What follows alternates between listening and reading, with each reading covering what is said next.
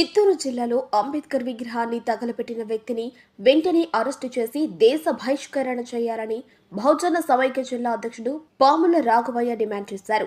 ఈ మేరకు బుచ్చిరెడ్డిపాలెంలోని స్థానిక తహసీల్దార్ కార్యాలయం ఎదుట నిరసన చేపట్టి డిప్యూటీ తహసీల్దార్కు వినతి పత్రం సమర్పించారు.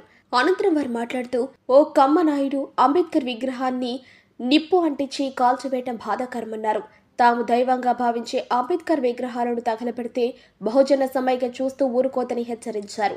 వెంటనే ఆ కమ్మనాయుడిని దేశ బహిష్కరణ చేయకపోతే తమ ఉద్యమాలు ఉద్రిక్తత అవుతాయని హెచ్చరించారు. కేంద్ర ప్రభుత్వం వెంటనే స్పందించి అంబేద్కర్ విగ్రహాలను కాపాడేందుకు కొత్త చట్టాన్ని తీసుకురావాలని డిమాండ్ చేశారు.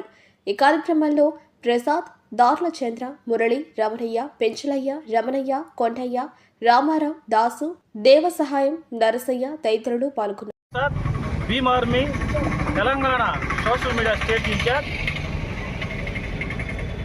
చిత్తూరు జిల్లా దేవలంపేటలో డాక్టర్ బిఆర్ అంబేద్కర్ యొక్క విగ్రహాన్ని అక్కడ ఉన్నటువంటి ఒక కమ్మనాయుడు నుప్పిపెట్టి తగలబెట్టాడు. అతను వెంటనే అరెస్టు చేసి కఠినంగా శిక్షించాలని చెప్పి మేము డిమాండ్ చేస్తున్నాం. అలాగే ఆ కమ్మనాయుడిని ఈ రాష్ట్రం నుంచి బహిష్కరించాలని చెప్పి డిమాండ్ చేస్తున్నాం.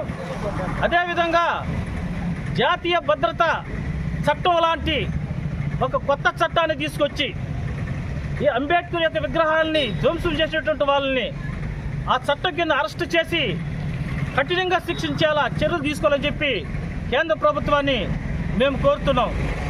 ఈ యొక్క నిరసన కార్యక్రమంలో బహుజన సేవా సమితి ఆధ్వర్యంలో భీమ్ ఆర్మీ, మూఢనమ్మకాల నిర్మూలన సంఘం, దళిత ప్రజావేదిక, మాల మహానాడు తదితర సంఘ నాయకులు పాల్గొన్నారు.